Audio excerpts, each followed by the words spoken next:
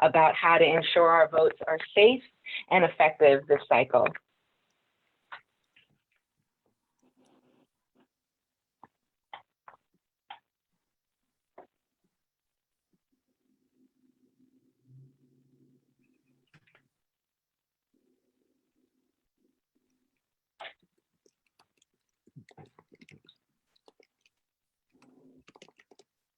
All righty. Thank you everybody for coming in and logging in to be part of our Protect Our Vote Georgia Defending Democracy Town Hall. We have a great panel of guests with us today, and we are going to start in just a moment, and we'll have a great conversation about effective ways that everybody can help to ensure that our elections are safe and effective. And in just another moment, everyone. Thank you for logging in.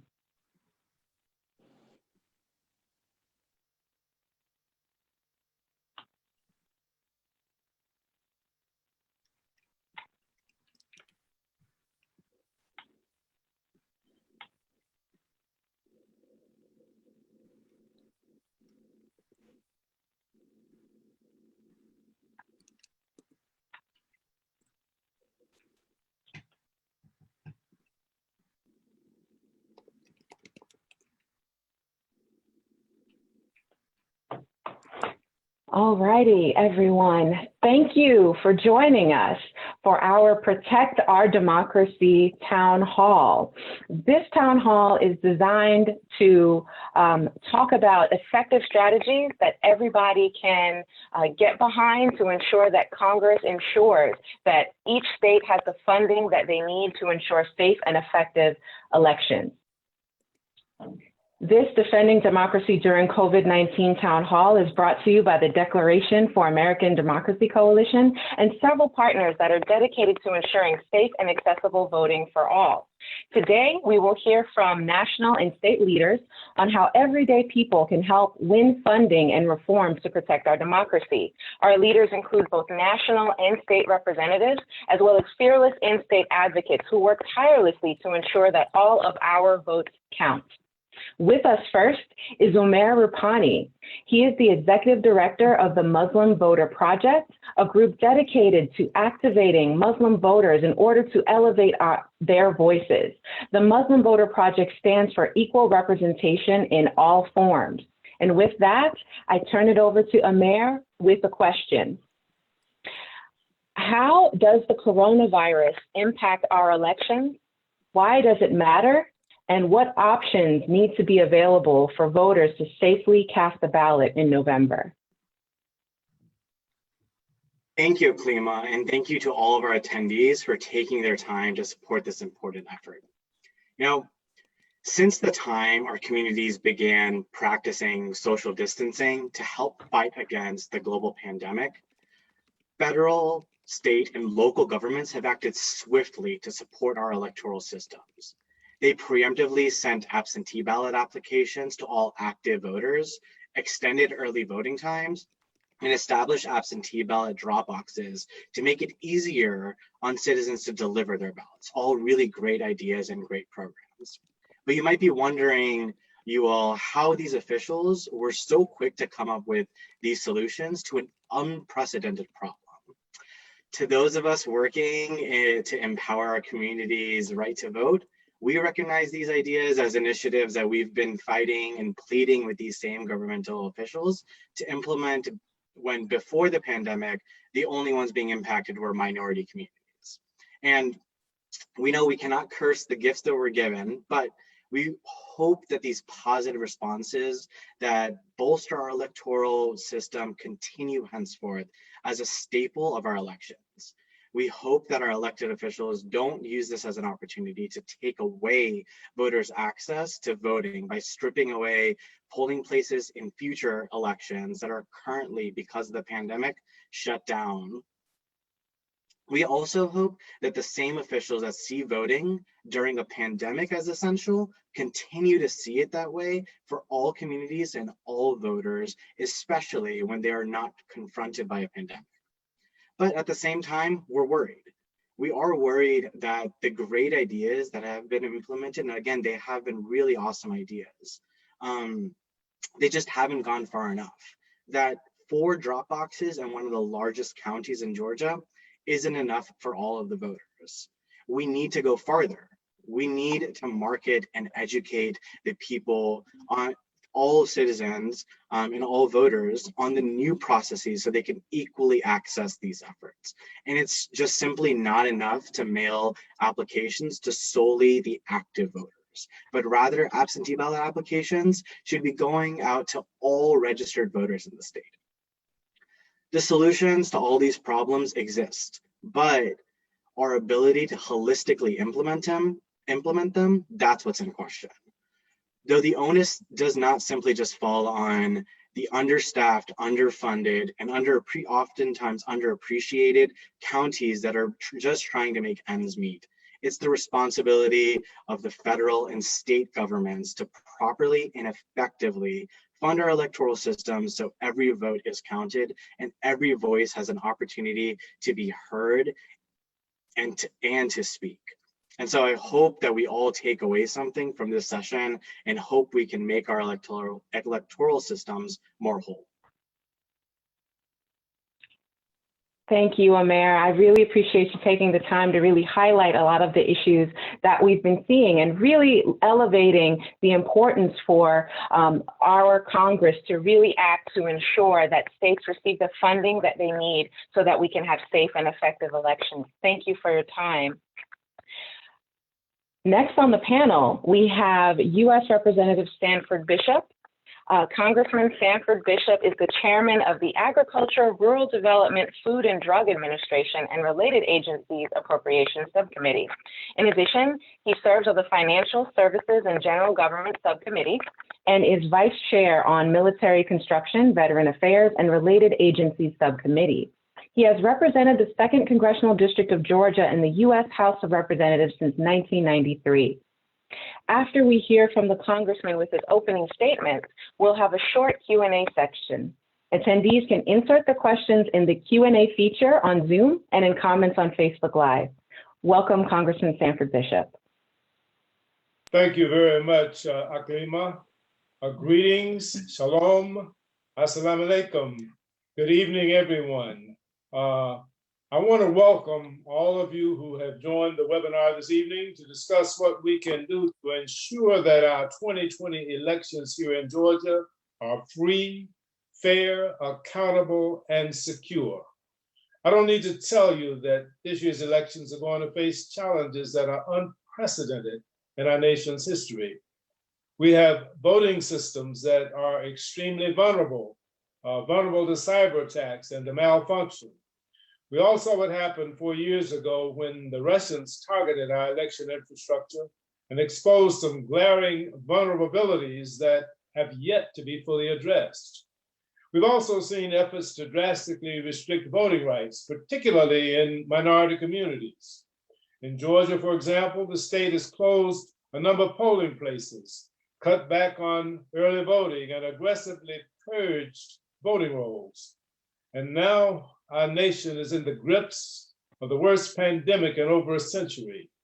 We've already seen presidential primaries having to be postponed because of COVID-19. Despite the assurances of President Trump and Governor Kemp that the nation is ready to reopen, many Georgians remain fearful of returning to their jobs as the coronavirus continues its deadly rampage through our state. And if people aren't ready to return to their jobs, it's unlikely that they will be ready to go to the polls either. We can't give Americans the false choice between protecting their health and fulfilling their civic duty. What makes this crisis so difficult is that no one knows when it's going to end. That's why it's so important that we prepare now and work together so that we can overcome these immense challenges and ensure that Georgians will be able to cast their ballot freely and safely. As many of you are aware, Congress last month included as part of the CARES Act $400 million to help states prepare for a surge of voters casting ballots by mail and to ensure safe in-person voting. All of us who supported this funding knew that it was just a down payment and that much more needed to be done. Well, last Friday, the U.S. House of Representatives approved the HEROES Act, which would provide $3.6 billion in federal grants to states and election jurisdictions. Of the $3.6 billion in federal election assistance grants, Georgia is slated to receive $96.5 million. The measure would require local governments to prepare contingency plans that would enable voting during national emergencies. Plans must include initiatives to provide equipment and resources necessary to protect the health and safety of poll workers and voters. The election authorities also must include plans to recruit poll workers who are from a, quote, resilient and unaffected population. In addition, the HEROES Act would require all states and all jurisdictions to allow vote by mail and provide 15 days of early voting during federal elections, starting with the November presidential election. The provision would ensure that every voter can access no excuse absentee vote by mail. Finally, the bill would prohibit states from imposing additional conditions or new requirements to qualify for voting by mail by already eligible voters. Let me just conclude by saying that ensuring the integrity of our elections, as well as the health and safety of voters, should not be a partisan issue. It is an American issue because it goes to the very heart of our democratic process. I look forward to working with Common Cause and with all of you here today to ensure that the 2020 elections are not only free and fair, but safe as well. I'd be happy to answer any questions that you might have for me. Thank you, be safe, and be vigilant. Thank you, Representative Sanford, for that very comprehensive opening statement about the issues that we face with our elections and how fundamental that funding is to ensuring that our elections run smoothly and effectively. So we have a question about the HEROES Act specifically that you had mentioned. What can activists do to let their senators know that they want the language adopted and fast in the next release package? Speak out, speak loud. I say very often that it's the squeaking wheel that gets the grease and it's the crying baby that gets the milk. Every American should be speaking out and should be crying out to the members of the Senate to let them know just how vital protecting our elections is, and to know that we expect and we want to assure that they will be fully supportive of all of the measures that are contained in the HEROES Act to make sure that our elections will be free, safe, and fair. Thank you. And here's another question. During the Wisconsin primary, voters were unnecessarily forced to risk their health in order to exercise their right to vote. And many were potentially disenfranchised because they didn't receive absentee ballots in time or could not risk their health to vote in person. These complications are particularly harmful to racial and ethnic groups, people who are in Black and Brown communities, older adults, immunocompromised people, voters with disabilities, and others. And we could absolutely forecast a lot of these issues coming to Georgia. How can we ensure that what happened in Wisconsin never happens again, and especially that the right to vote for historically disenfranchised people is protected? I think we need to reach out to the Secretary of State. We need to reach out to the governor, to our Attorney General in the state, as well as to our federal election officials. We need to make sure that they will be monitoring, and we need to also have private poll watchers. We need to make sure that all of our non-government organizations who are so protective of our right to vote are engaged and are prepared and have in place mechanisms to quickly notify authorities of any irregularities. We should start right now making sure that our Secretary of State and all of our local elected officials are prepared, that there are adequate ballots, that there are adequate supplies, adequate equipment, and we should make sure that the funds that the Congress has provided are being fully utilized, because we have got to make sure that our elections go forth and that they are free, that they are fair, and that they are safe. Thank you. And on that, talking about in-person voting and talking about absentee voting and finding other ways to make sure that everybody can vote safely, President Trump has stated that he thinks vote by mail could lead to fraud, even though there is no evidence to that effect. And he has chosen in recent elections to vote by mail himself.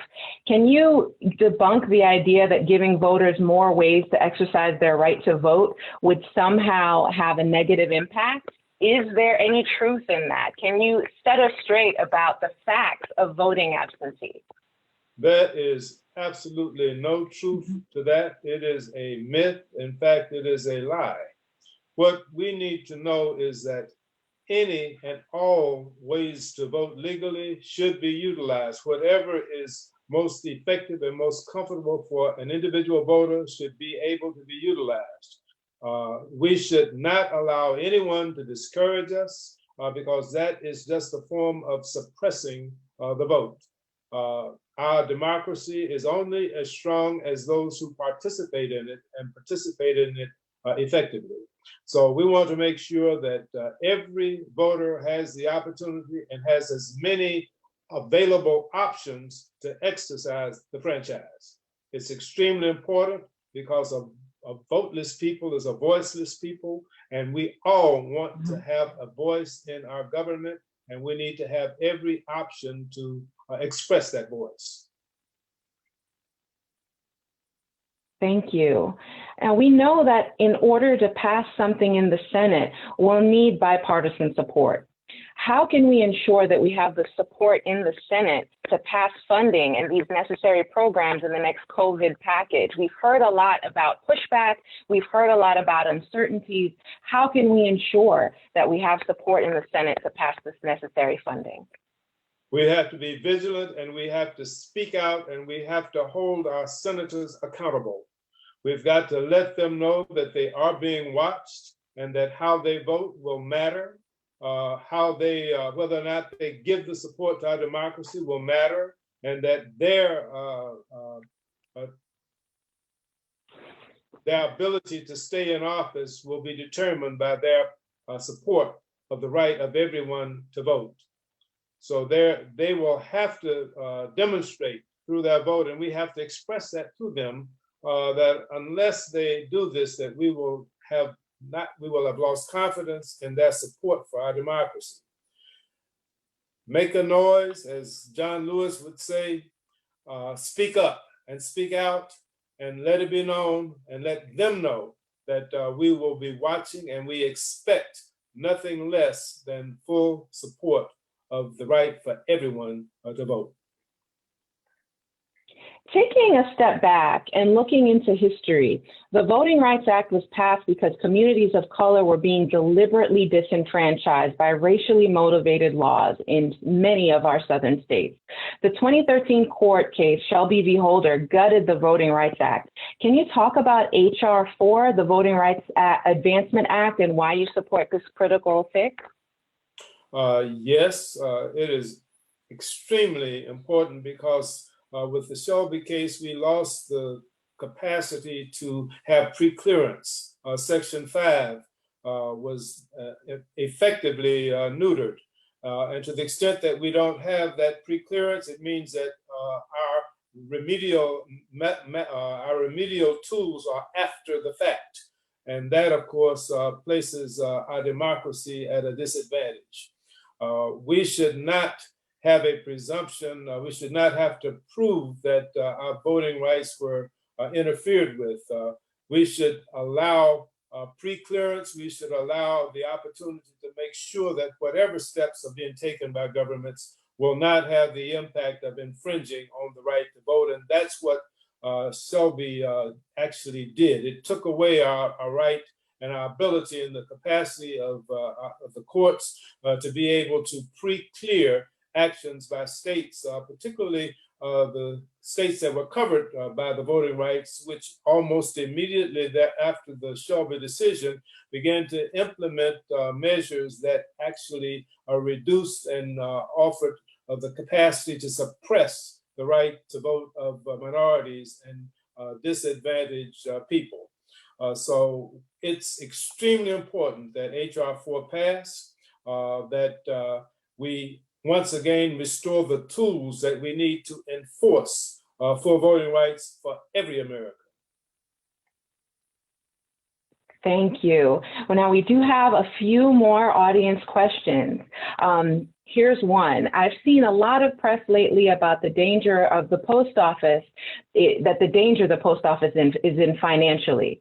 Vote by mail historically is a great option, but how do we assure that the post office is there to deliver those votes? Well, a part of the legislation that was passed last week adds much needed funding to the post office to make sure that it has the resources that are necessary to carry out its responsibilities. The Postal Service is vital, particularly to people in our rural communities, people who are elderly and immobile and don't have the capacity to get out. And so they depend a great deal, to a large extent, on the mail. And of course, the effective operation of the Postal Service without the disadvantages with which they have suffered over the past few years because of onerous requirements placed on no government agency but the post office has greatly diminished their resources to carry out their duties. So in the bill, there are significant resources that are placed there to relieve the post office from some of their onerous financial strain so that they will have the capacity to discharge their duties as they do, rain, shine, sleet, or snow. The post office is going to deliver that mail, and we want to make sure that they continue to have the resources to do that, particularly when our democracy will depend to a great extent on the delivery of absentee vote by mail ballots. Thank you. And we have enough time for a final question. And this is going to be more of a personal question. What was your first experience with our democracy, whether voting or in direct action, and what did that mean to you? When I had an opportunity to cast my first vote, I was extremely proud because I recognized that so many had worked so long and had done so much and had died and shed blood for the right of African Americans and minorities to vote. In 1965, with the passage of the Voting Rights Act, and being able to see that implemented and to watch it as a civil rights lawyer unfold and be developed and expanded through the courts gave me a great sense of pride and a great sense of fulfillment. I did not know in 1965 I would ultimately be an elected official. I never would have imagined in 1965 that I would become a member of the Georgia House of Representatives, the Georgia Senate, or the United States House of Representatives. But that vote and the right to vote and the enforcement mechanisms put in that Voting Rights Act of 1965 made it possible, and it empowered people who had been voiceless and who had been impotent politically for many, many, many years. And so I'm happy, and I'm right now as committed to restoring the vote as I was in 1965 as we fought for the Voting Rights Act. And I do want to thank you for your service, Representative Bishop. I do appreciate all of your passion, all of your dedication, and your hard work in this lifelong career that you've had in service. Thank you for your time, and thank you for connecting with us in this space around this very important issue. And thank you so very much for having this conversation. God bless America. God bless our democracy. Be safe and be vigilant. Thank you. Okay, as we're moving throughout our virtual town hall, we like to highlight some of our state representatives here in Georgia. We are going to start with State Representative Bee Nguyen. Bee Nguyen serves as Georgia State Representative from Atlanta. Representative Nguyen is a member of the Democratic Party. She was elected during a special election in December 2017. She serves as a member on the Committee of Education, Governmental Affairs, and Human Relations and Aging. Welcome, Representative Nguyen. Thank you. We also have, thank you. And we will also have with us Representative Park Cannon. But first, let us go ahead and start with Representative Nguyen with your opening statements, please. Thank you so much. Thanks for having me on here. It's good to be on here and talk about an issue that is very timely and important to all of us. To give you a little bit of context, before I was elected in 2017, I ran the campaign for Representative Sam Park in Gwinnett County, Georgia. And we spent a lot of time doing voter outreach that we hadn't really seen in the South before, in terms of reaching out to communities who are traditionally underrepresented and had a lot of language barriers. So we did door to door in multiple languages, including Vietnamese, Spanish, Korean. We built a multiracial, multi-ethnic coalition and enlisted all of our moms, all of our siblings, and really built a plan for how we engage voters who often are left behind. And the stories that we heard from a lot of voters at the door where nobody has ever asked me for my vote before. And so, you know, a lot of the work that I've done prior to being elected is really working with communities who don't feel like they understand how to utilize their voice. And then even specifically, I worked for over 10 years with the undocumented community through working in Atlanta and DeKalb Public Schools. And as we know, a lot of the kids that I worked with grew up here in the state of Georgia. They care about their communities, they care about local issues and state level issues as well as federal issues. And we know that the laws that we make impact them, but they do not have the ability to vote. And so a lot of times when we are talking about civic engagement and voting, I do think that there's recognition that we as citizens and those who have the ability to vote, it is incumbent on us to make sure that we're reaching out to populations who don't otherwise believe that the system is working for them, who don't believe that their voice counts, who don't believe that we care about making sure everybody has the right to vote. And specifically with the undocumented population, really teaching kids and communities how they can still be part of this civic process, even though they literally cannot vote.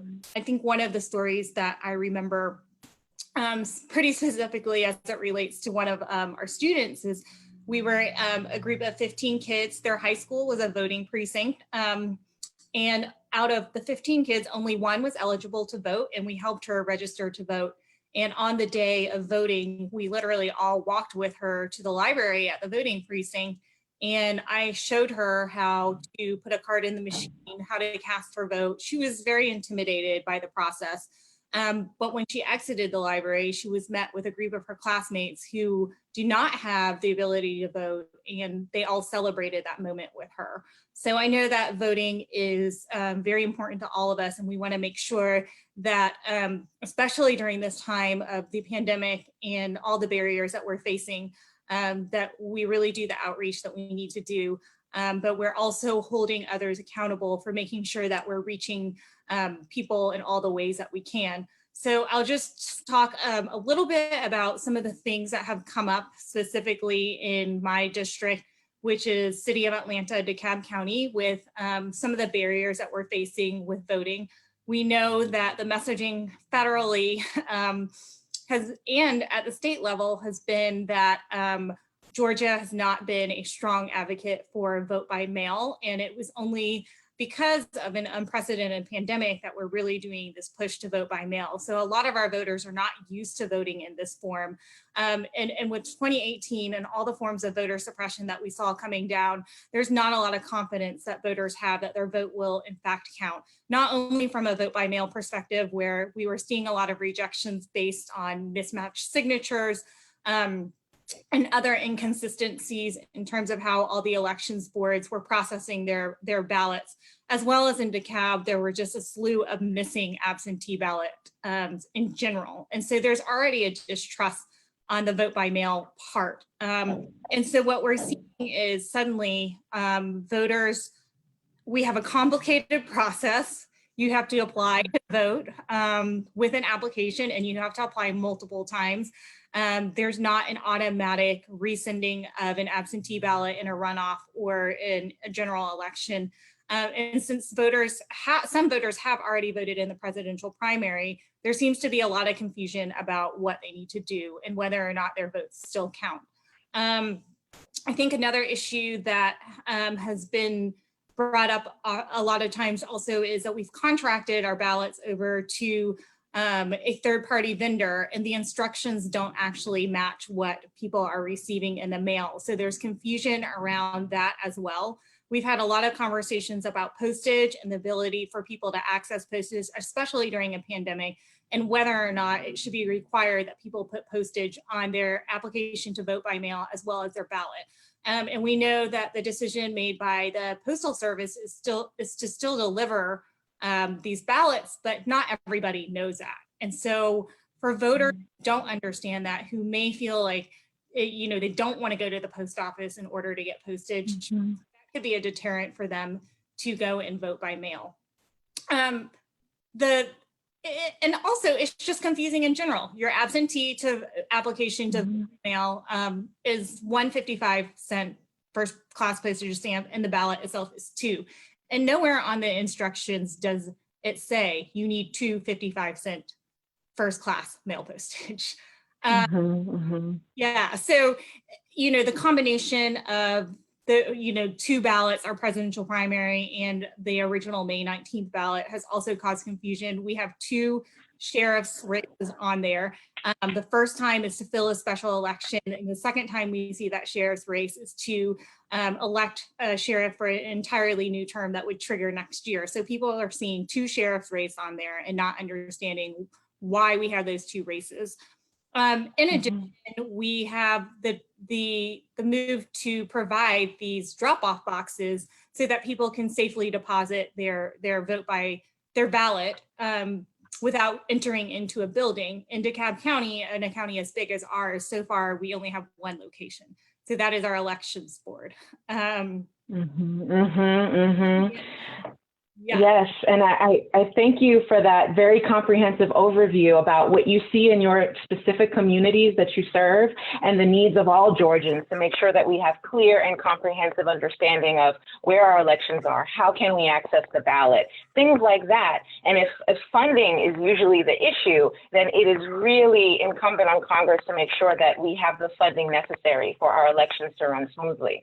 So I do want to continue on to introduce Representative Park Cannon. Representative Park Cannon serves as a member of the Georgia House of Representatives, representing the 58th District, first elected in 2016. She serves as a member on the committees for code revision, human relations and aging, insurance, and small business development. I'd love to turn to Representative Cannon for statements, and then we will, of course, have a moment to ask questions of all of our state representatives. Representative Cannon? Hi there, everyone. Hey there, Bee. It's great to see you. I miss you so much. We enjoy spending time down at the state capitol and energizing all kinds of people to engage with democracy. And I agree with Bee right now that it's a confusing time. If it's your first time engaging with the democracy or if it's your millionth time. And so there's intergenerational concern right now. I'm proud to be rocking my Ignite National t-shirt, which is all about young women running for office. You see, I have my Vote Chisholm, and I always style my glasses around someone political. So these are my Shirley Chisholm glasses I've had for about 2 years. They have a little white on them.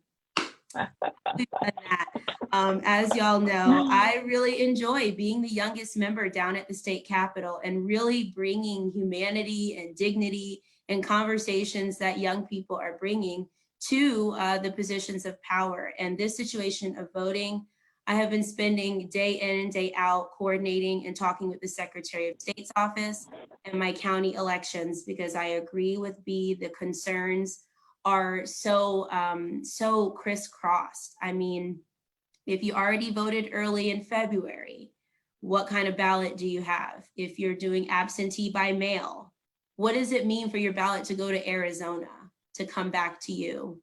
If you're doing absentee by drop box, like you said, B, some of these drop boxes aren't even up. And we even saw one get closed yesterday because the cameras aren't on it and the Secretary of State mandates a camera. But as you can see, as an unfunded mandate, that's really difficult for the counties.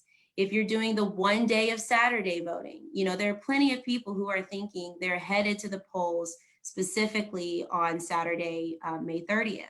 And so if that is your plan, what is that going to look like for social distancing when we know that there are maybe 6 machines, but only 2 are being used because there's not enough polling staff, and there's also social distancing guidelines. If you're voting absentee in person, most people know that as early voting. And so even the language that is codified in state law makes it a little confusing for the average voter. And so we're still trying, you know, to get back into legislative session and think about some of these issues, but, you know, it's hard to weigh how we help save our democracy. So I'm really glad to be here with y'all this evening and look forward to the questions and conversation. Thank you, Representative Cannon. I do appreciate that overview, especially the importance of, you know, providing the resources. Now that we have drop boxes in Georgia, how do we ensure that our local boards can actually carry out successful elections using the drop boxes? Thank you. Next, I want to introduce Georgia State Senator Harold Jones for his opening statement.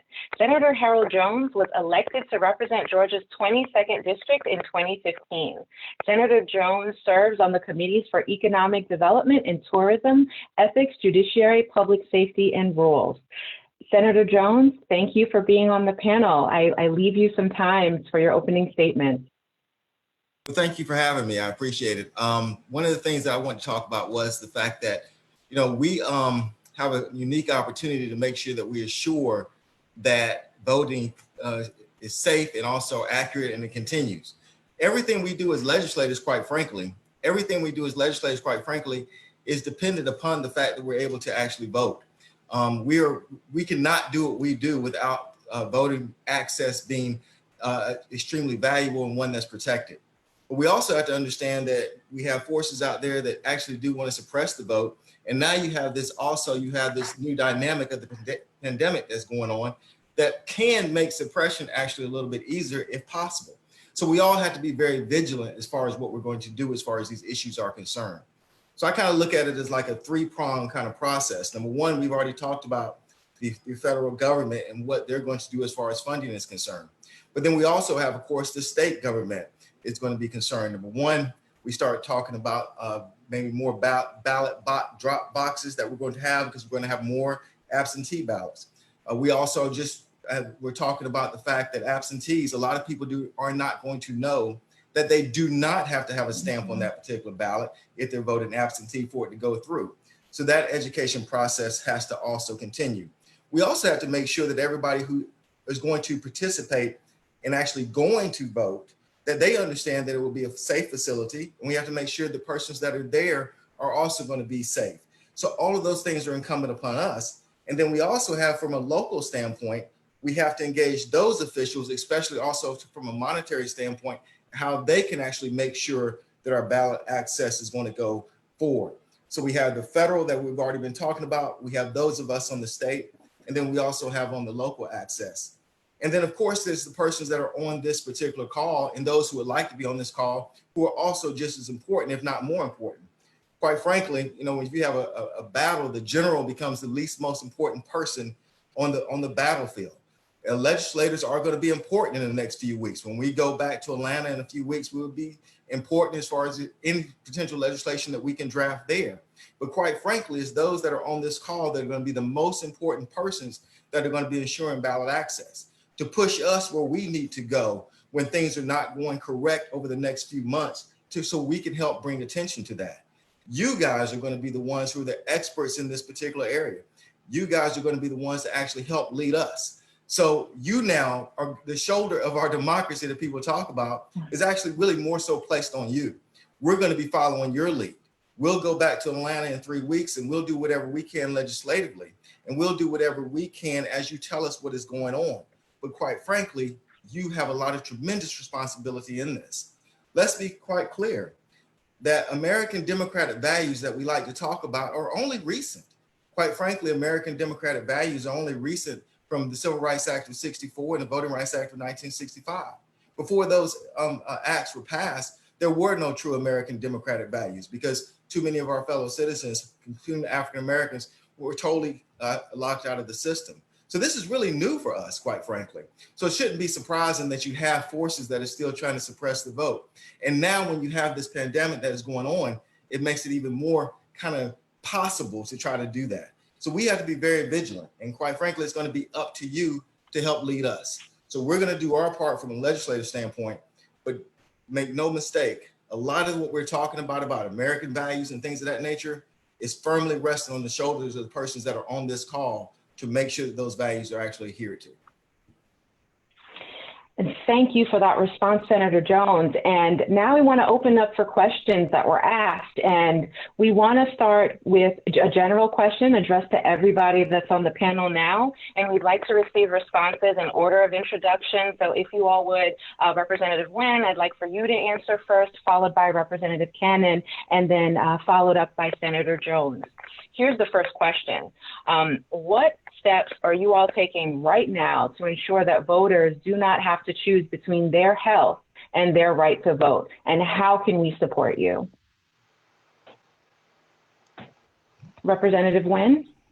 So a lot of what we've been doing is voter education and disseminating information in whatever forms that we're able to. So for example, even with the application to vote by mail, I literally did a step-by-step video to show people this is what it looks like. It actually looked like junk mail. So it was, look out for this. This is not junk mail. Do not throw it away.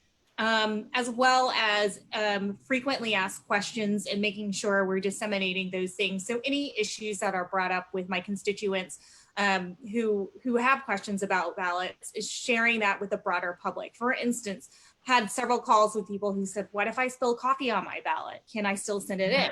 It's a really relevant question. You know, I surprisingly haven't done that yet, but as long as it's legible, you can still send your ballot in. And so it's trying to use as much access to our constituents and the broader public to disseminate information, everything from the process to vote by mail to the actual ballot itself.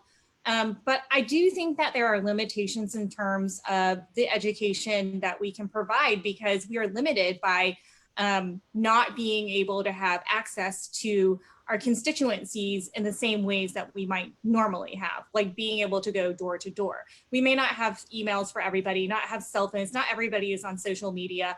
And so my concern is there's going to be a large group of people who are left out of this. So I think, you know, part of it is also collaborating with community groups, churches, neighborhood organizations to disseminate as much information as possible. I think the second thing is really asking our elections boards to make sure that the access is equitable throughout the county. So for example, I mentioned before, we only have one location right now to drop off your ballot, which is the DeKalb Elections Board. The board is meeting this week to share with us their plan to have other drop-off locations. But the last time I had a conversation with the elections board, their plan was to put them in city halls. So any part of DeKalb that's municipalized that has a city hall that has access to cameras, as well as any kind of 24-hour surveillance would have the opportunity to have a box that you drop your ballot in. But for unincorporated DeKalb County, which is a large swath of DeKalb, we don't have a city hall. We have a commissioner's office, which is actually located in city of Decatur. So what are our alternatives for making sure that voters in unincorporated DeKalb and South DeKalb have access to a drop-off box? And so it has been pushing them to make sure that they are picking locations that are accessible to everybody. And I do think the other thing is holding our Secretary of State and our legislative body, holding them accountable for making sure that we are not going to put people's lives on the line, as well as things like equipping our poll workers with the right PPE, and also making sure that voters are wearing protective gear. So some of the conversations that have come up are people are going into voting locations without a mask, and that endangers our poll workers. Is there anything that we can do to require people to wear a mask while they're voting? It seems like a pretty small ask to wear a mask to protect people who are literally putting their lives on the line to ensure that our democracy is still functioning under a pandemic. Thank you, B. That's awesome. Yeah, B and I are in counties right next to each other, so I'm sure you're over there rattling, and I am too. As y'all know, Fulton County, though, has been no, laughing matter. Our registrar, one of our most seasoned poll workers, people know her, like this is her livelihood. She's already paid the ultimate sacrifice, and she's no longer with us. And this is happening right here in real time in our county. So for us, it's really important that we have tried to do some of the humanitarian efforts and mutual aid needs and meet those that people are having. That is literally getting a bunch of chairs, cane chairs, as well as foldable chairs that, the camping and mesh ones, and just asking people, hey, do you need one? Because people already for the past 3 days have been waiting in line in South Fulton County for over 2 hours before they get to the door. And so we've also been, thinking about providing water and getting that information to those who are 75 and up, that they actually can go to the front of the line and then have a conversation there about their accommodation, as well as if you are differently abled or if you speak a different language. It seems so intimidating as you even pull into these parking lots or these areas to vote. So we have been trying to actually additionally increase the visibility of the voter protection hotline. We just want people to know who you can call to ask questions in real time. And so at the same time, we're trying to, help people make ends meet, by compensating them $15 an hour for visibility. These are some of the things that communities can do themselves. And as we've seen, and as the senator said, the responsibility is also all of our own to figure out how we can do this safely and not actually help or aid COVID-19 as it's impacting our communities.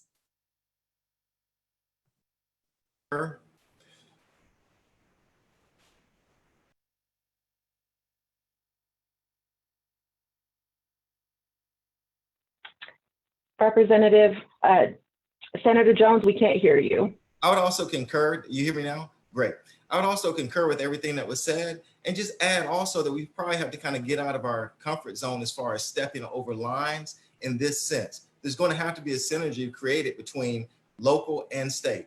A lot of times, sometimes we defer to our local board of elections and what they're talking about doing, but we have to kind of blur that line a little bit and also put our input as legislators are concerned. So we're going to have to take a more active role from there. But then, as I also said, the active role also will continue with the other activists and groups that are instrumental in this, with the expertise that so many people on this call have, to also tap into those resources too.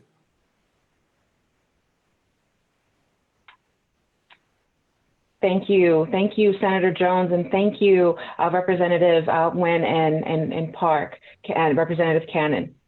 So we have a comment from Linda on Facebook. This is again for all of our panel guests.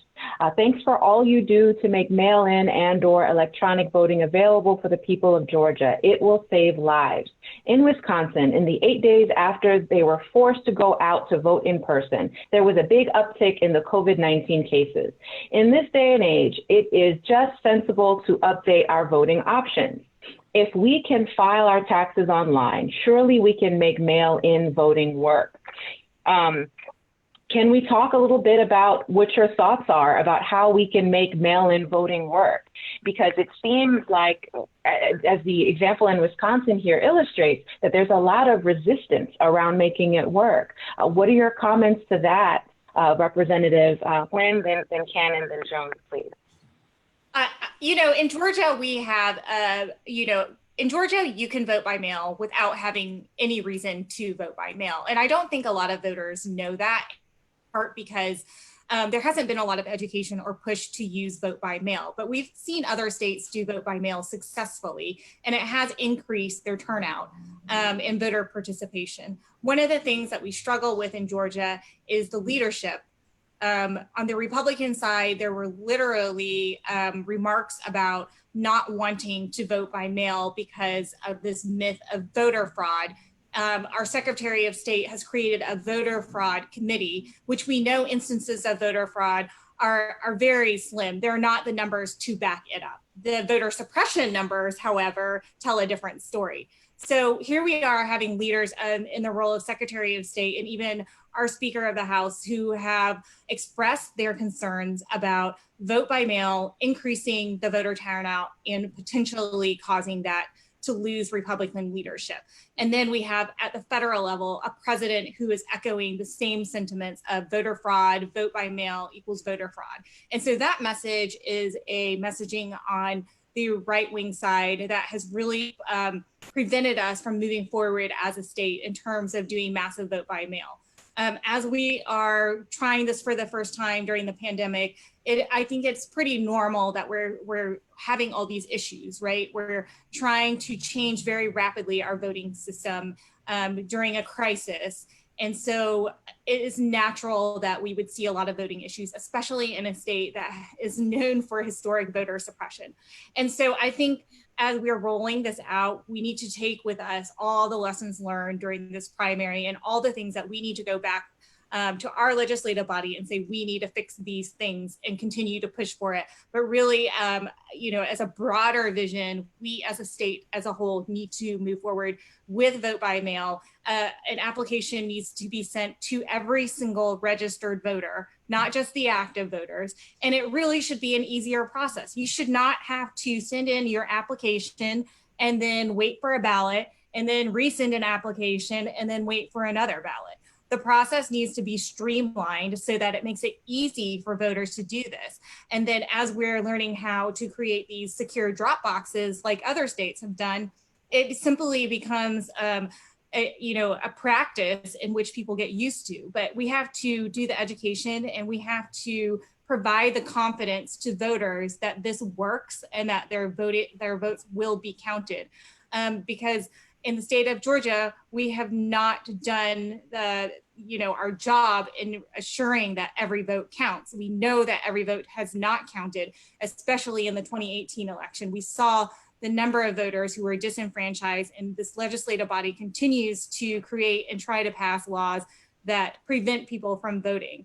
And so it really needs to come from a legislative change and then restoring voters' confidence and making sure that we're doing the education and the outreach. But I am completely in support of moving to a vote by mail system for the state that enables everybody to vote and vote easily. And I think the key word is easily, because the way that we're doing it now is not easy.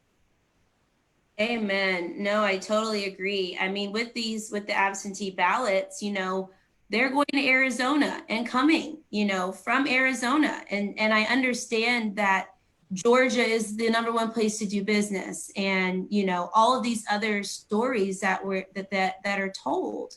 But still, somehow we can't figure out how to help the public have trust and make decisions that the public can see and feel in real time. we've gotten $10 million, you know, of federal funding that we can use for our election. 7 million of that are used on these mail outs that many people are waiting 5 weeks. Someone was standing in line yesterday, 5 weeks, that's April 9th.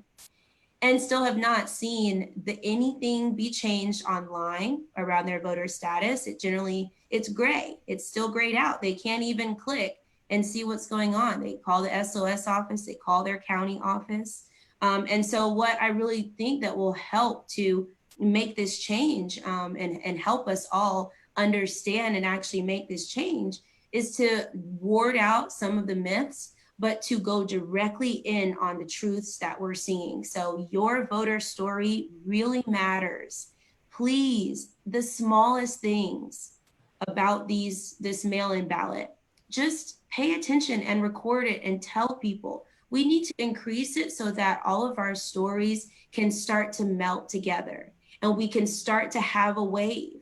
If you talk to some of the 17-year-olds who are here in Metro Atlanta, who are, you know, battling whether they can graduate or not right now and be close to their friends, many of them are ready and excited about voting, which is why we have already sponsored a resolution talking about letting 17-year-olds get ready to get registered to vote and actually adding to the pool of voters who are able to chase their ballots. Sometimes people just can't do the chase. Our office is proud to do that chase for anyone who does need it. Please do contact us with your voter questions about your absentee ballots. We have been able to clear those, but I would certainly, you know, just agree that in this time, we all have to be a part of becoming more comfortable with vote by mail.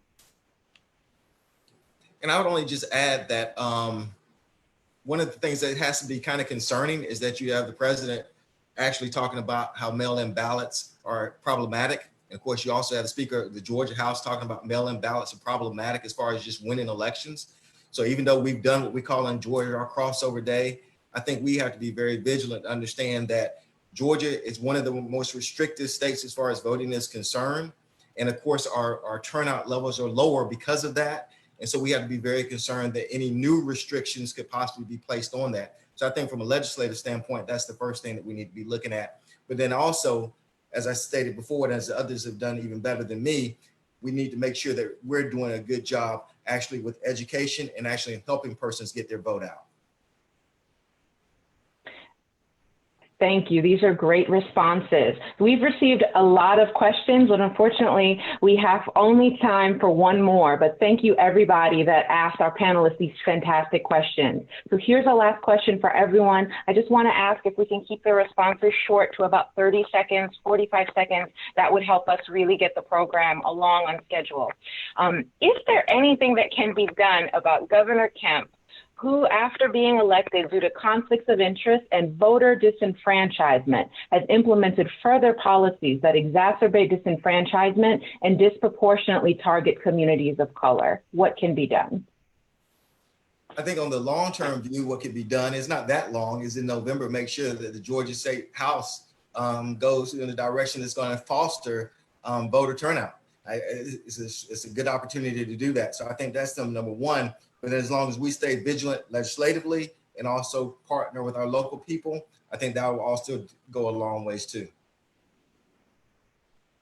I can't agree more. We really need to be able to flip our House. We're 15 seats away, and oftentimes we don't pay attention to the House races and what that can do for our legislative body. But we are a state that has all statewide offices are Republican, our House is Republican, our Senate is Republican. And if we are to flip that House chamber, it will enable us to leverage a lot more power and get through some of the legislation that we have proposed to make voting more accessible and easier and to hold the governor accountable. And so it requires us to pay attention to races all across Georgia in order to achieve that. Amen. I completely agree. I love it. I'm excited about it. I would just remind everyone that, you know, we are operating under a time in which he has unprecedented power. I mean, members sat in the chambers for 8 hours deliberating whether to give him this power that he currently has. this power that we have seen him use in different ways before. And so we know who this is and what we're working with. We have to get out there and vote and flip the House. I have one more quick thing to add, which is litigation has been really helpful in the state of Georgia in order to advance some of the voter suppression policy or overturn some of the voter suppression tactics. So my ask would also to be support organizations like ACLU, Asian Americans Advancing Justice, Fair Fight, all those on the ground who have taken litigation, taken this to the court to make sure that we limit the amount of voter suppression that we've seen in the state of Georgia. And almost all the advances that we've seen have been a result of organizations like that going to the court.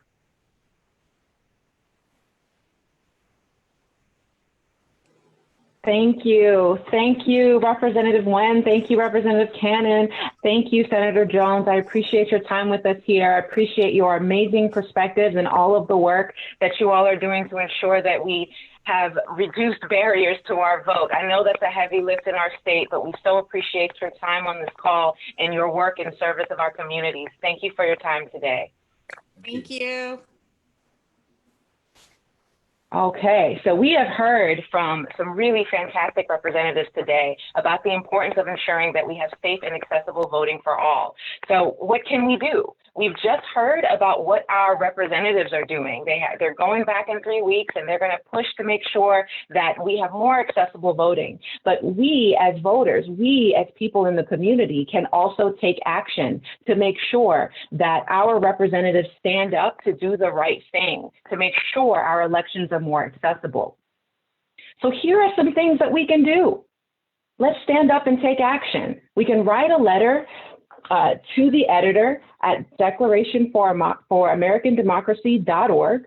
That is one of our options there. We can also call our senators at 1-888-415-4527.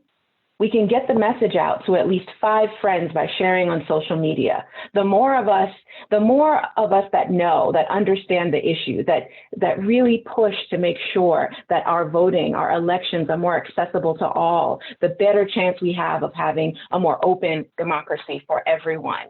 This should serve everyone. And so we can absolutely do our part to make sure that Congress hears us, to make sure that they step up to do the right thing for Georgia. So we absolutely can take action. So now that we understand there are some mechanisms in our hands that we can use to take action, very quickly, I wonder, can you all go ahead and answer out this poll that's here? We have a 30-second poll. It shouldn't take that long to give us a perspective about how you all are going to take action. The poll should be coming up soon. What that poll asks you is, how would you like to take action? We've heard from our representatives about the many ways that they're going to go and fight for us at the Capitol. What are we willing to do? So the options here are either calling our senators, writing a letter, or sharing on social media, or all three. The more of us that get the message out, the closer we get to having a clearer, more accessible, safer democracy. So please take a couple of moments here to answer the poll. It'll be about 3 minutes here, and then we'll hop back in with some poll results to see where the room is. Thank you, everybody. Oh, and I see that everybody's been doing really well to answer these questions. It looks like 30 more seconds.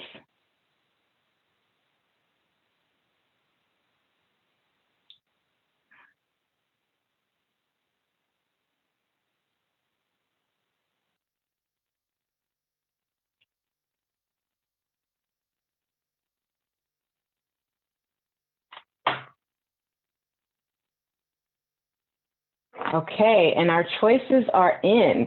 So we see overwhelmingly people are so willing to call their senators. And we have that at 77% of the people that are joining us tonight are going to call their senator. We see 35% will write a letter. We see 42% will share on social media, and a fantastic 27% are going to do all three. Very good. Thank you, everybody, for your participation there. So now we have a fantastic panel coming up. with our advocates that are on the ground here in Georgia. So we have some amazing people that work in nonprofit, that work on the ground to make sure that more people have access to the ballot. So we're going to start with our advocacy panel. So we have a panel of guests that work very hard, tirelessly, to make sure that everybody can access the ballot. We have Cindy Battles, the program coordinator for Common Cause Georgia, Wanda Mosley, senior state coordinator of Georgia's Black Voters Matter, Esther Lim, organizer and civic engagement director with Asian Americans Advancing Justice Atlanta, Susanna Scott, president of the League of Women Voters of Georgia, Gayla Tillman, civic engagement organizer for the Georgia Conservation Voters. Welcome, everyone, and thank you for your time. So we will ask each of our speakers to respond to a common question, and then we'll open it up to audience questions as we had done before. If you have questions for our guests and are on the Zoom, please enter them in the chat as you had previously done. Those joining on Facebook Live can leave questions and comments. So I'd like to go in order.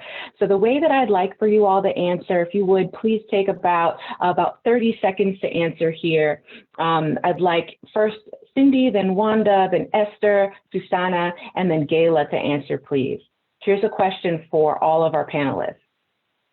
How does the coronavirus pandemic impact your members' ability to safely cast their ballots? And what do you think needs to be done at the state and federal level to ensure that voters do not have to choose between their health and their vote? I leave it to you to answer, please, Cindy. Thank you so much, Aklima. So yesterday or Monday, we all heard the story about the gentleman who was 81 years old and went to early vote in Fulton County because he hadn't received his absentee ballot yet. And he knew that he wanted to make sure he got the vote. He stood in line for 3 hours. And you ask the question, what we need to do to make sure that they're not choosing between voting and their health. And Representative Bishop talked about it earlier when he talked about the HEROES Act. And everything that the HEROES Act does, funding our elections, expanding early voting, requiring early voting centers to be accessible by near public transportation. It provides enough money that states like Georgia can strengthen our programs so that an 81-year-old man gets his absentee ballot in a timely fashion. So I think the number one thing that we can do right now to make sure that Georgians aren't choosing between voting and their health is calling senators, especially our senators, which is, Perdue and Loeffler, and saying, I know what McConnell has said, but you are going to represent the voters of Georgia well, and you're going to make sure this passes so that in August and November, we can safely vote, and we've got the money and resources to make sure everyone can.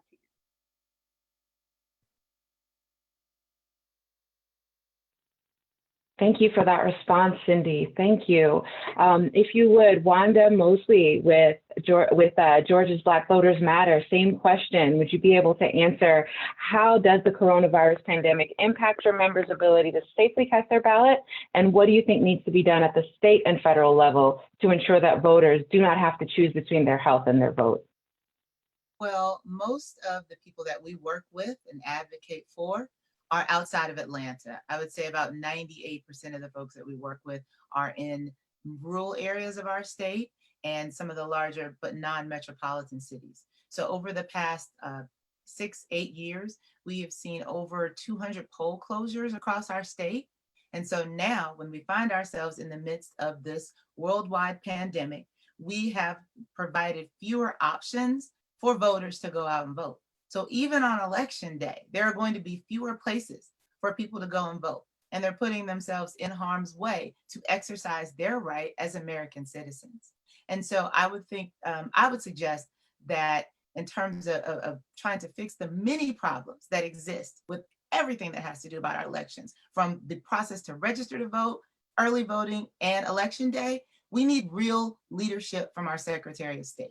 He has abdicated responsibility. He has placed burdens on each of our 159 counties to come up with quite possibly 159 ways to administer elections. There's no consistency, there's no leadership, and it has led to frustration, and it has indeed supported voter suppression in our state. So we need real leadership. We need an overhaul of how we administer elections in Georgia. And if and until that happens, we are going to continue to see sparse turnout. We're going to continue to see long lines. And I would also like to add, before my time is up, to folks in Atlanta, please remember that having to travel an extra 10, 12, 15 miles in rural Georgia is a tremendous burden. It's far different than being in the city where we have mass transit, where we have paved roads. There have been times when I've been in rural areas where GPS has told me to turn right, and if I make that right turn, I'm in the midst of a peach orchard. So we have to remember, we cannot forget our folks in the rural areas. I feel like so much of the attention always falls in Atlanta, but it is the majority of our state, but there are still so many of our neighbors in rural areas who need us to work with them and stand for them at the Capitol. Thank you, Wanda. And that's right. When we think about Georgia, we often think about Atlanta, but so much of our state is rural, and we have to be able to connect with all of our voters. Thank you. I'd like to turn over the question now to Esther Lim. Same question to you. Would you provide an answer, please? Yeah, thank you for the question. So a lot of members of our Asian American communities and immigrant communities right now are actually struggling to understand any of these changes in the upcoming elections, or how to navigate the vote by mail process, because there has been inadequate, let's say, outreach by the state or county election officials. And pretty much none of this information is available in language, basically, until an org like ours translates and disseminates it. There are also the backlogs of applications. So a lot of community members who have submitted their applications have yet to receive them. And people who haven't, who want to submit their application now, we're worried that they won't get their ballot in time because of all of the delays and because of what we saw in 2018. At the same time, we don't really want to encourage people to go vote in person because of all of the reasons that have already been stated. Obviously, at a certain point, there are really very limited options. But the fact of the matter is there's a pandemic outside, and specifically for East Asian and East Asian passing folks, there is this massive increase in anti-East Asian racism across the country. And this is particularly difficult for those who are limited English proficient, because it's already difficult and anxiety inducing for these folks to vote in a normal election year due to both systemic and interpersonal racisms, but we're expecting that experience to be substantially worsened given the rise of COVID-related yellow peril sentiment.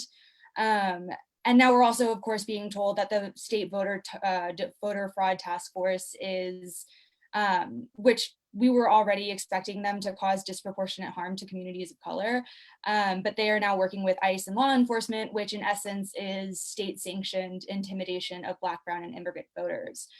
So what can we do? I mean, all of the things that people have already said: make the vote by mail process as accessible as possible, make things in as many languages as possible, widen outreach and make it multilingual, provide more accessible information, and make sure that we have more locations for ballot boxes that are more advertised than they are right now, and ensure freedom from intimidation, including that by ICE or law enforcement.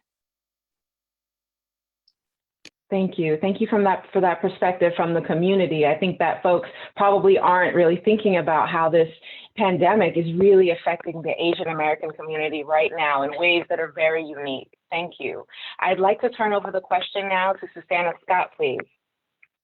Thank you. I think from the League's perspective, one of the biggest issues is voter education. We want to make sure people who are very used to and enjoy the process of going and voting in person because of the traditional aspect of it, making sure that they understand how to vote by mail, because it's not something many of our members normally do, so that they understand the process, they understand all the instructions, especially when there's confusion, as it has been noted by others. And then I think I echo a lot of what's already been said. We need clear processes that have really been thought through, especially going into November, so that we really understand in all 159 counties that there is a cohesive plan and we can give people information that's valid across the state rather than having to caveat it based on, if you're in Richmond County, it's this. If you're in Chatham, it's this. Blakely, it's this. We really want to make sure that people have enough information and the same information so that they do really feel confident in exercising their right to vote by mail, because we do believe that is the safest way. Until we've dealt with COVID comprehensively, we really want to encourage our voters to vote by mail to stay as safe as possible and to protect our poll workers as well. And one other thing I would say is just that we want to encourage our federal legislators to ensure that there's some comprehensive, we want to make sure that ballots are paid for. That would be great, because that's a big concern a lot of people have. And even knowing that they will be delivered anyway, I think would give a lot of people peace of mind knowing that their ballots are already paid for and they don't have to scrounge around trying to find stamps.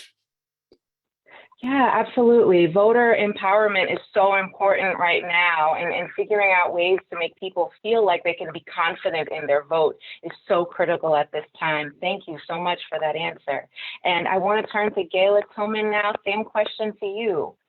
Yeah. So of course, the fun time of going last is that so many great people have already said the great things.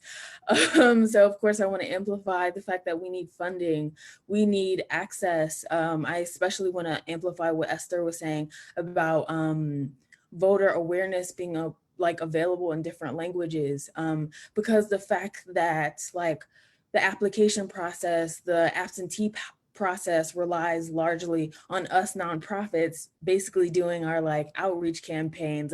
That's a disservice to people that have been elected to office to serve us. So I really want to amplify this notion that we need stronger leadership. We need better leadership and people to step up to the plate and say that, hey, I actually want to make sure that all Georgians can vote. But one thing that hasn't been mentioned that I want to bring into the space is we need to make sure that there are no shutoffs for people's energy. So a part of this call during the pandemic has been energy relief and making sure people have their essentials. And I specifically want to bring that into this voting rights conversation, because people cannot go online to submit their application ballot. People cannot do their basic necessities without energy. Some people's energy bills are about $500, $600. We need energy relief, and we need to make sure people's energy is not being shut off. So of course, I want to amplify amplify the federal in terms of funding. I want to amplify the state as far as, yes, Brad Raffensperger, but also the State Board of Elections, making sure that they hear all Georgians, and also making sure that people do not get their utilities cut off. That is both for water and for energy, because if you cannot cast a ballot, here in Fulton County, there's a backlog of applications. So if you go to in person to make sure your vote is counted, you need to be able to wash your hands. You need to be able to take a shower. You need to have access to all of these things. And I think all of this is related to making sure that Georgians can cast their ballots safely and within, their ability, within their ability status. So yeah, I think those are some of the ways that we can engage democracy for all of us.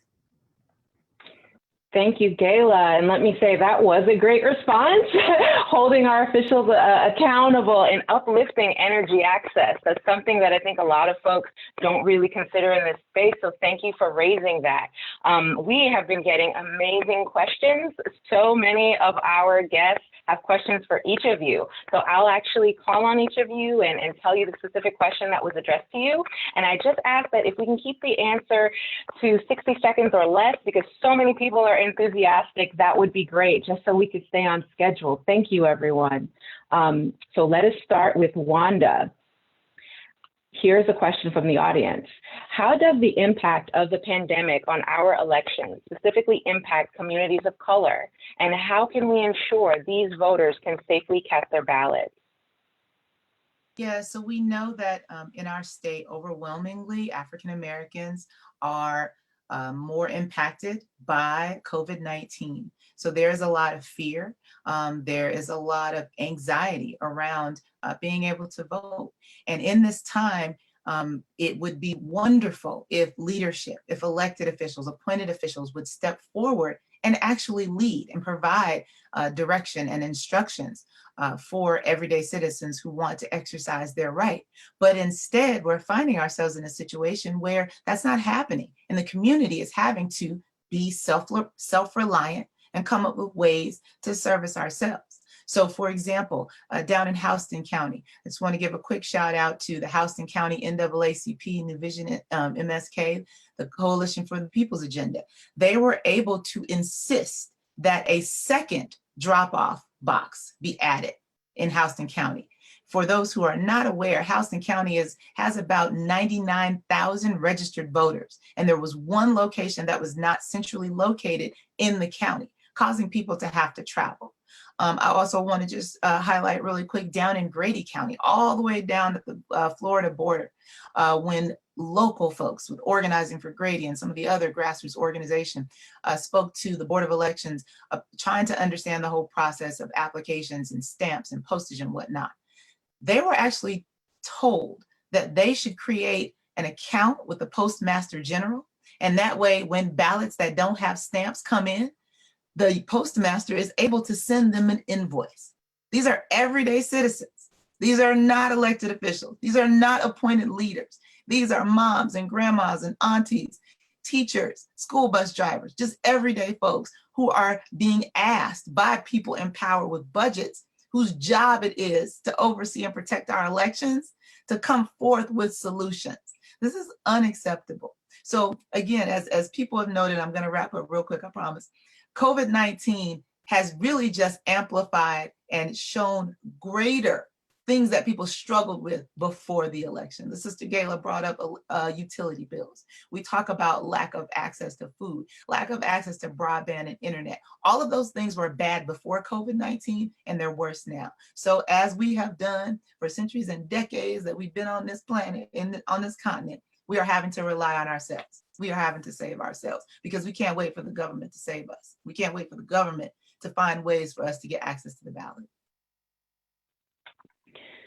Thank you, Wanda. And that's so very important with our conversation right now, where we are trying to urge Congress to make sure that we get the funding necessary, because people out in rural Georgia shouldn't be coming out of pocket for these things. You're absolutely right. So we are going to move now to Esther. This is a question for you. What voting reforms and accessibility options would be most valuable to the community that you represent? And what can allies do to fight back against discrimination against the Asian American community? So in terms of voting reforms, just everything that we've been talking about today is everything that we've been advocating for a while. So streamlining the voter registration process, the vote by mail process, the voting process altogether, making it accessible, making it easier, and making it multilingual, quite frankly, just because I believe Georgia is one of the most diverse states in the Southeast, and yet we see English only bills come up every single year. We see people being turned away at the polls not correctly because poll workers aren't trained properly. So that's another thing, train poll workers more, because going to the polls as a limited English proficient person can not only be intimidating, but incredibly humiliating when someone questions whether you're eligible, whether you can take someone to assist you, or are unsure of how to handle the situation, which is a really common occurrence. We see it every single year, right? And we have to correct it every single year, but it is very much a deterrent for these people. And then in terms of how to be an ally for Asian American folks, literally just call it out when you see it. Like, it's not that hard. If you see somebody or somebody close to you is saying something racist, quite frankly, about anybody, just call it out. Like, say something, literally. That's all it is. Really good first step. hear something, say something. So now we have another question for Susanna. What do you think is the most important information to get to voters in terms of how they can safely cast their ballots in November? And what are the best ways for folks to volunteer to contribute on Election Day? That's a great question. I think the most important thing is if you're a registered voter in Georgia and you want to vote absentee, you don't need an excuse for why you have to vote absentee. You can request an absentee ballot and it will be sent to you, no questions asked. And it's the safest way during this pandemic to cast your ballot. So really strongly urge everyone to utilize that tool. And the nice thing about it is you can track the process of your request and your ballot as it comes to you, and then once you send it back, so you can make sure that it gets back. So it really is a safe way to cast that ballot, both health-wise and in terms of securing your right to vote. And then to volunteer, there are lots of opportunities. Election protection can always use volunteers, but in this day and age, a lot of our poll workers tend to be in that demographic of people that are most at risk from COVID. So if you're younger and you're healthy, volunteer to be a poll watcher, a poll worker, work in those polls with your county, for your county, so that you can help relieve some of the strain on our traditional poll workers, and you can be a really fundamental part of the election process. It's a great experience. And you have to be 16 or older, so even like teenagers can get involved. Thank you so much for highlighting that, because we have such a shortage right now. Thank you, Susanna. The next question is for Gayla. As we know, climate justice and racial justice are interconnected. Can you talk more about why, if people care about the environment and preventing the impacts of climate change, they should also care about voter suppression and ensuring everyone has access to the ballot? Yeah, thank you for that question. As Wanda brought up, like, we really have to make sure our friends, our comrades, our loved ones in rural Georgia are supported. If you make a Venn diagram of people most impacted by hurricane season and people most impacted by voter suppression, you will have a circle, because those communities are just that interconnected.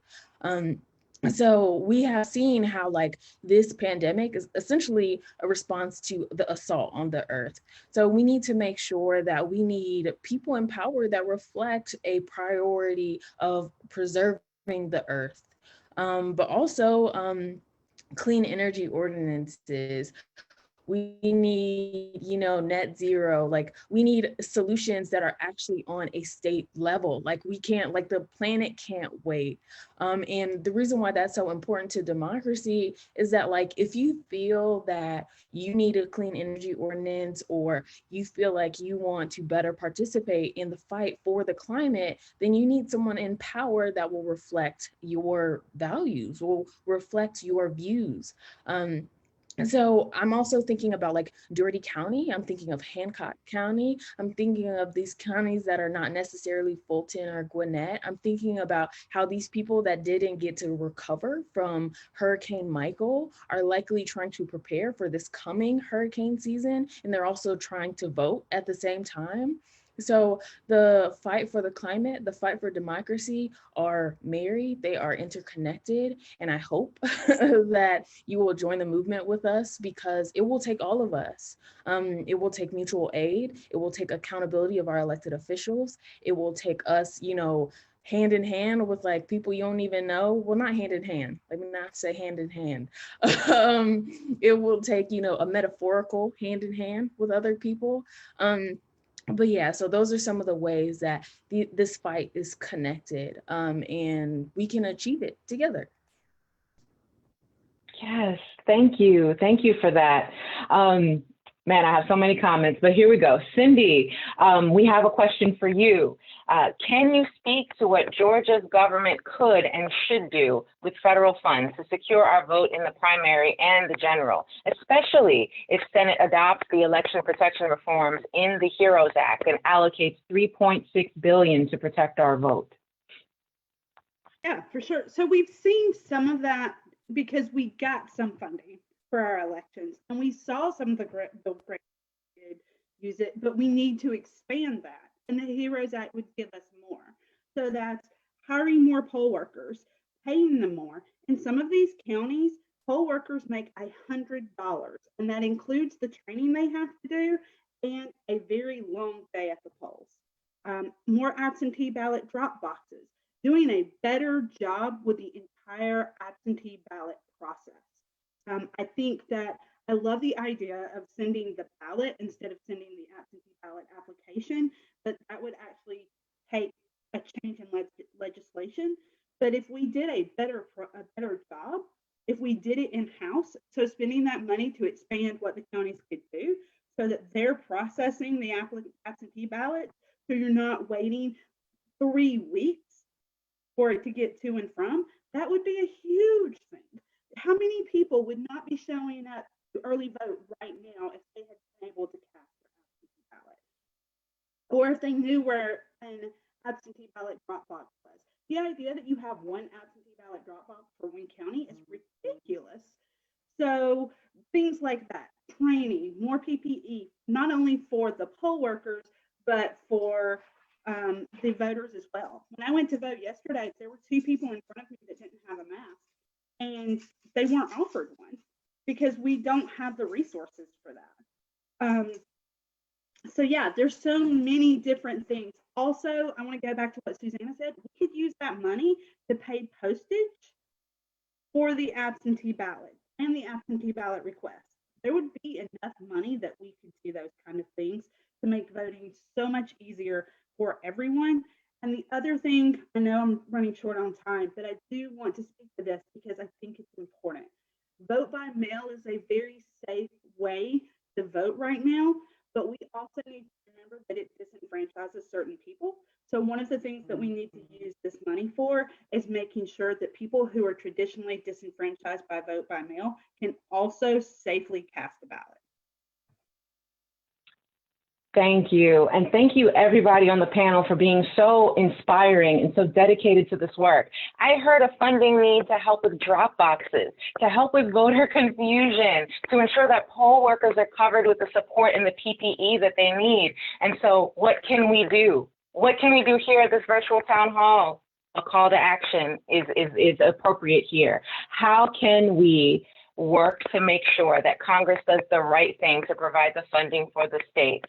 Like we did before, like we talked about in our poll, we can call our senators. We can tell them why it's important for the states to receive the $4 billion in funding needed to protect their voters and poll workers.